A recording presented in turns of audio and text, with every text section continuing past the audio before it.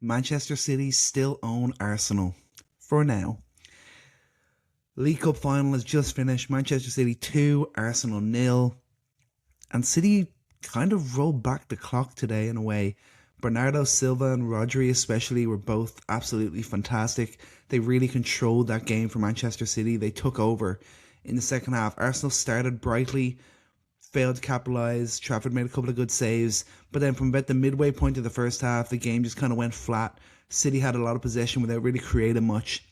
Then we get into the start of the second half and City absolutely dominated. This was like an old school City performance. They were constantly in possession. It felt like Arsenal didn't even put a pass together the first 30 minutes of the second half. It was constant pressure. And yeah, of course, a mistake from Kepa gives them the first goal, but City forced them into that mistake. They continued to press, and eventually Arsenal broke. City were really, really impressive today. I know Arsenal fans will be really disappointed, but I think you got to just take your hats off to City and say, well done. You got us. You were better than us again today, and just keep it in your mind that the big one is coming your way, which is the Premier League. And City are just doing what they should do. They probably don't have the power to control what happens in the Premier League this year. That's probably going to go to Arsenal. I just think the gap is too big now. Not sure if City are going to be able to close that, but they're doing all they can to make it happen. They've beaten them here in the Cup Final. What sort of impact might that have on the psyche of the Arsenal players, just thinking that City are still that level above them? But they're stopping them from dominating English football in totality. Arsenal were on for the quadruple. That's done. They could have been the first team to ever do that. That's not happening. City have made sure of that. And they still have the control to stop them winning the FA Cup as well. So they can still prevent them from winning the other English trophy that's available this season. These are the two they control. The League Cup final today, they've won that, dominated them. They still have the FA Cup. They have to beat Liverpool obviously in the quarterfinal, and then could face Arsenal in the semis potentially, but they can stop Arsenal from winning the FA Cup as well.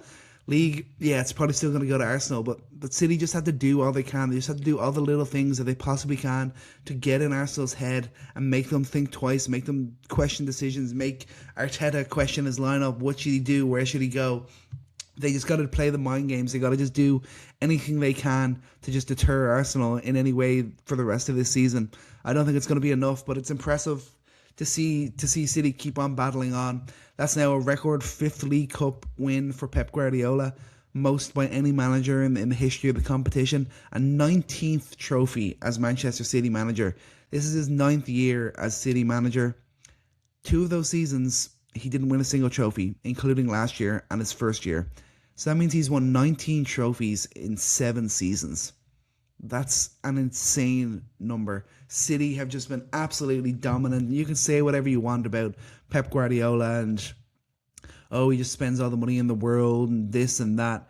This is a superb team. He is a superb manager, and they are just winners. And their old guard today really stepped up for them. Bernardo Silva, I really questioned him after watching him in the Champions League against Real Madrid. Rodri as well. I kind of questioned both of them and that they were still at the level needed, and they kind of showed up today to show that they still got a little bit juice left in them.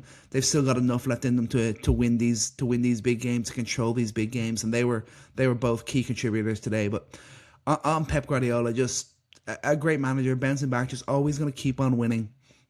He'll never stop, even when things are looking against him, even when the team's not quite up to code as they would like, not quite as dominant as they once were. Look here, they're playing Arsenal, who are supposedly the best team in England, maybe even the best team in Europe this year, and they've just pretty well dominated them and won a trophy, took a trophy away from them. So Pep and City still have a lot to offer. This was the first step. Obviously, the next step, being realistic, City are looking at it and thinking the FA Cup is the next one that where they can hurt Arsenal, and they just got to keep on plugging away in the league, and maybe, just maybe, Arsenal will produce another dramatic collapse to lose the league title. But it's really about the little wins for City now, between now and the end of the season, just trying to get a few more trophies in the cabinet. And this is what's going to make it interesting to see if Pep is maybe willing to move on. By the sounds of his words, he's still got a contract. He still is going to come back next year and really try and win it all. But you kind of wonder if they were to win both the League Cup and the FA Cup this year, would that be enough for him to say, you know what, okay, I'm willing to step aside. It's going to be really interesting to watch that over the next few months, if they can get the FA Cup. Is the League Cup just going to be enough for him? It's been a special trophy for him in England. It was kind of similar for Jose Mourinho. It's going to be interesting to see if he is willing to step aside with a couple of cups, or does he want to go for one last swing at that Premier League? He's talked it up. He believes something as big is coming from this City team, so you'd think that he's going to stick around for that one more year, but you just never know. This is already the longest stint of his managerial career. You wonder, does he want to keep it going? It's going to be fascinating to watch. On the Arsenal side of things, really disappointing. A disappointing performance from them. They just let City walk all over them. They obviously started brightly, but it was really that moment with Saka where he forced those couple of saves from Trafford. Outside of that, there wasn't any like super clear and obvious chances where you're like, that was the moment that they should have scored. It was that like 15-20 minute spell to start, and then the game just kind of leveled out. It was pretty boring leading up to the half from there. But then after that, like, City just completely took over. I know Arsenal managed to create a few chances towards the end, but they've really looked like the little brother again today, Arsenal. They really looked inferior to City on that field. The fact that Rodri and Silva could still control the game in the way that they did, I didn't think that was possible. Especially against a team like Arsenal, who have been so strong on midfield, they're so strong defensively, but City never really let them get into their groove after that first spell, and like absolutely dominated this game. It's definitely got to be a moment for Arteta just to kind of sit back and see there's still some work that needs to be done here. They still aren't that complete package. And don't get me wrong, I'm not saying this is going to like completely derail their season or anything like that. Obviously, City are hoping that's the case, but I don't think that's gonna be the outcome of this result. But a little bit worrying just to see that there's still some growth there. There's still some issues there, like Gyökeres and Saka's still not quite at full tilt. And just getting that creation from the midfield. You know, Rice didn't have his best game today. A lot of players were just kind of off it. They were still like solid defensively, and you could say that if it wasn't for a mistake by the keeper, would they have lost this game? Would they have found a way to just hold Arsenal out? Would they have found a way to hold City out and then eventually take advantage later on in the game, maybe in extra time, maybe even on penalties? We never know the answers to these questions. It's obviously difficult because we know it was a backup keeper as well. That was a choice that Arsenal made. He had been playing the cup games, and just like City were playing their cup keeper as well. And they're stepped up when he had a few saves that he needed to make. He made them, and unfortunately, Kepa did not deliver for Arsenal. I wonder where this will go with Arsenal. It's just another sign that some of their attackers just really aren't at it, and when they don't have the set pieces, you start to kind of worry about where they're going to really create their goals from. Not to say I'm not saying that's a criticism. It's just we know that Saka hasn't been the same level this year, and that's been really disappointing. He hasn't really produced as much chances. Obviously, we know he hasn't produced as much goals and assists. Gyökeres still just feels like he's just that yard off. It's just almost moments. It reminds me like similar of watching like Rasmus Højlund playing for Manchester United.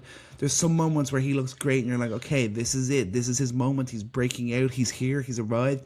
And then he plays that game where everything is just a yard off. He's just a step slow on every like transition and things like that. And you just wonder, is it gonna truly happen for him? He's still going to be good. I still feel confident that he'll score goals between now and the end of the season. But is he ever going to really make that difference that takes Arsenal from being a team right there on the verge of winning multiple trophies year on year on year to the team that are actually doing it, the team that are actually winning the trophies year on year on year, like we've seen with Manchester City?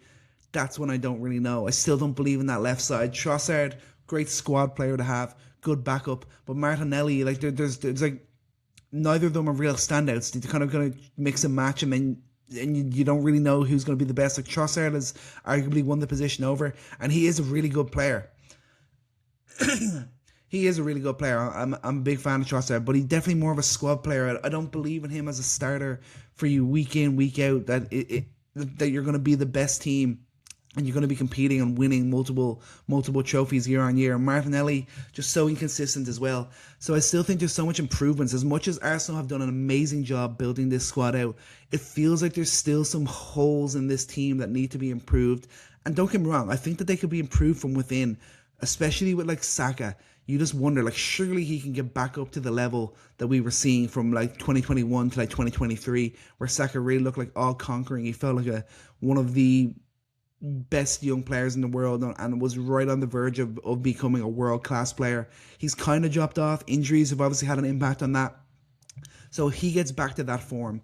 Maybe they find a legit left winger, because Madueke, again, he's a nice backup to have for Saka, but you really can't rely on him to deliver. Yeah, he's nice, he's got good feet, dribbling and that, but he's not going to deliver consistently. He's not going to consistently deliver assists and goals like a top winger will do. So I think they need to find that improvement in the wing position. Gyökeres, let's see how he gets on. They're not going to. I don't think they need to go out and replace him right away. They still got like nice balance there with Gyökeres, Havertz, Jesus. I think that's an okay. It's kind of interesting to see how Gyökeres continues to develop in this team. But I think that left wing position, it's still an issue for Arsenal. I like the midfield, like Rice, Zubimendi, and then you're kind of just thinking, who's that third piece going to be? Is it Eze? Does Eze find a way to really establish himself as that third player in the midfield, the more attacking member of the midfield? Or does Odegaard find a way to get his place back? That's still been a position that's kind of been up for debate this year. Like a guy like Moreno, it's going to be great to get him back, because we know the impact that he can have in terms of being a goal scorer. Obviously, the back line is pretty well set. Like White did fine today. It was obviously tough to not have Timber, but like White was fine there today. Like you still have Calafiori to come in at left back there. I think they're set defensively. Raya, good goalkeeper. It's just those little moves that I think they could still make.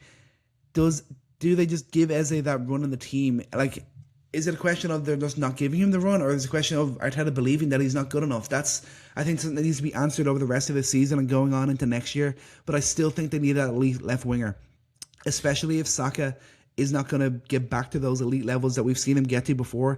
If he's going to continue to just be good but not great, they're going to need that production from other parts of the field. They're going to need that extra creation from that left side. And I think that's probably the area that they most need to invest in. And like, I'm talking about this so negatively.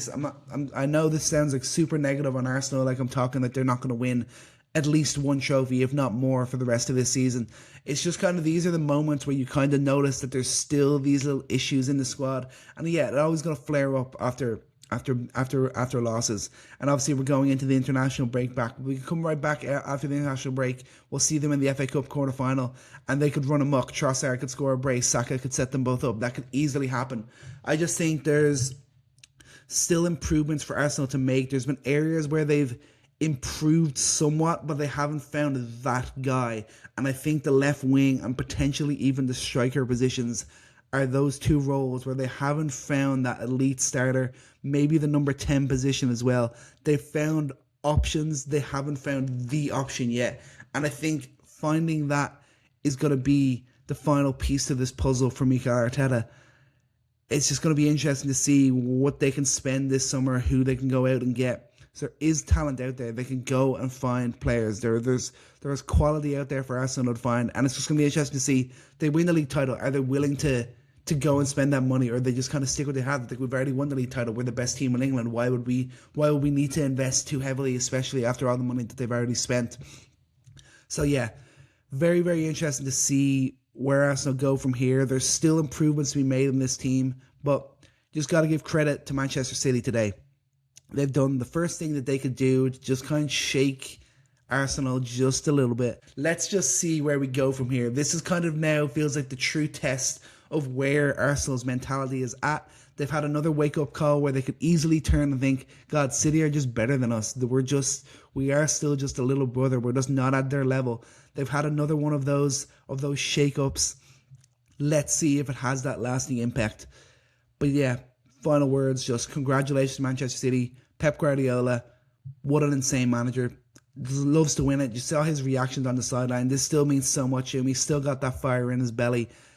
Did a job today. Outcoached Arteta without a doubt. Rodri, Bernardo Silva, respect. Both of you guys really stepped up. You showed your class. You showed your quality.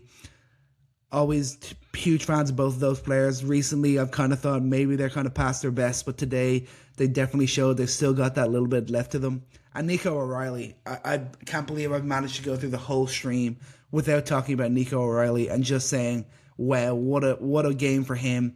Hometown hero, young player, only just turned 21, to score 2 goals in a League Cup final from left back to win Manchester City a trophy. Like, that's just unbelievable. Congrats to him. Serious player. Maybe now slowly inching towards maybe being the starting left back for England at this coming World Cup. Supreme talent and a great way. He still has such a great impact in the attacks despite being a left back. We know he started as a midfielder, turned into this hybrid left back, and he's still having such a great threat as an attacker. And really, he's honestly really solid as a defender as well. Like, Saka never really got the better of him today, maybe once or twice. Madueke the same. He was in full control in that left back position. Arsenal were not able to attack him. So yeah, really one of the bright spots. Another great player coming out of their academy as we see one of their great academy prospects start to wane a little bit and fall off. Then we see what Nico O'Reilly does to kind of bring that good feeling back and bring that hometown feeling back to Manchester City. So Nico O'Reilly, without doubt, one of the man of the matches. We got to give it to him just for those goals. But again, Rodri, Bernardo Silva really turned back the clock today and were impressive. City are still the bosses. It might not last for too much longer, but City are still kings of England as it stands. And as always, if you like my content, make sure you like, subscribe, comment below. Do you think this is going to affect Arsenal in the run-in for the Premier League title, or is this just a small bump on the road before they finally win that illustrious Premier League title under Mikel Arteta? Until next time, guys, peace out.